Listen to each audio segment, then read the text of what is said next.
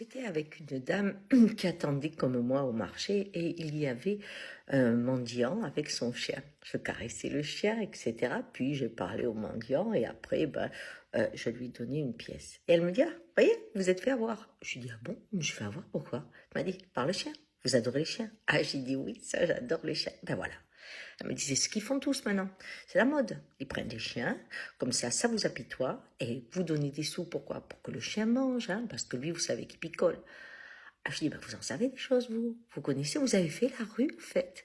Elle me dit, non, mais vous savez, je connais les gens. Ah bon? Je lui dis, moi, je crois que vous connaissez pas celui-là, hein, par contre. Hein.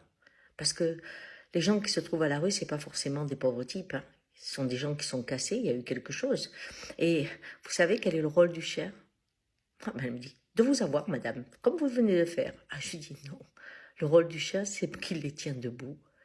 Parce que voyez-vous, je ne sais pas si vous, le matin, vous avez quelqu'un à qui penser, quelqu'un à aimer, quelqu'un à qui donner quelque chose, mais quand on vous regarde comme vous les regardez, comme la dernière roue du carrosse, pour pas dire le plus bas de l'échelle, le côté immonde, elle me dit, ah non, je n'ai pas dit ça. Je dis, non, votre regard l'a dit, il est tellement blessant. Mais enfin, bref, ils sont au premier maillon de notre échelle, pour pas dire le dernier. Eh bien, voyez-vous, quand on a ce regard, c'est dur de se lever le matin, c'est dur de continuer, parce que la puissance de vie qui est en nous, eh bien, nous pousse à rester en vie. Mais comment? Oh, elle me dit, dans ces cas-là, ils ont qu'à se tuer. Oh, je lui dis, bien sûr. Je dis, vous savez, les camps de concentration, les gens pouvaient se tuer, ils ne le faisaient pas. Ils se jetaient pas sous les balles de ceux qui étaient les gardiens. Parce que vous oubliez une chose, on a un goût de vivre, qui est la beauté de l'homme. Parce que quoi qu'on lui fait vivre, il dit encore. Cet amour de la vie, malgré les souffrances, fait partie de l'humanité, voyez-vous. Mais il faut quand même qu'il y ait quelque chose qui pousse. Et alors, moi, je connais un homme qui a été dans la rue et qui me racontait que des fois, ce qu'il faisait lever le matin, parmi le froid ou parmi le reste, c'est qu'il fallait nourrir le chien.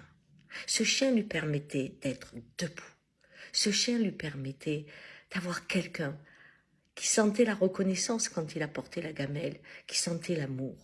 Et je crois que, par exemple, dans les maisons de retraite, pour ceux qui remettent des animaux, c'est une bonne idée. Parce que quand on n'a plus personne à qui on peut donner, eh bien, on ne sait plus se sentir fort. Or, dans ce monde où il faut être toujours debout, où ceux qui sont par terre sont mal aimés, eh bien, on cherche toujours quelqu'un à aider.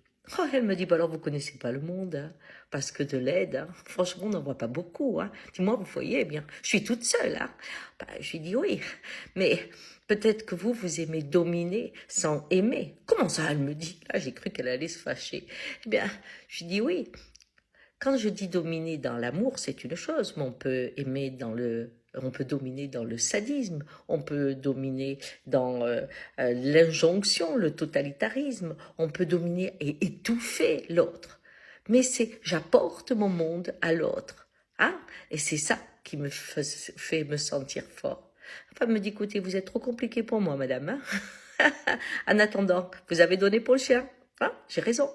Oui, je me suis dit, il y a des gens, on peut leur raconter n'importe quoi. De toute façon, c'est leur monde. Et quand je peux pas écouter l'autre, je peux pas non plus changer mon comportement. Mais bon, ça, c'est une autre histoire. Bonne journée.